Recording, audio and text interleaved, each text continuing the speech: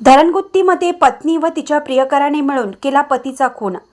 शिरोळ तालुक्यातील धरणगुत्ती येथे पत्नीने तिच्या प्रियकराच्या मदतीने मयत पती संजय अल्लाबक्ष शिकलकार वय वर्ष 38 मूळ राहणार यादवनगर सध्या राहणार लक्ष्मीनगर धरणगुत्ती यांचा खून करून धरणगुत्ती येथील लिंगायत स्मशानभूमीत पुरल्याची धक्कादायक घटना आज रोजी बुधवारी दुपारी 4च्या सुमारास उघडकीस आली।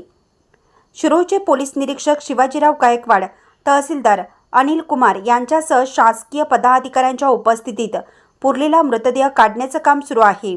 हा खून गुरुवारी दिनांक 27 फेब्रुवारी 2025 रोजी रात्रीच्या सुमारास करण्यात आला असल्याची माहिती मिळाली आहे।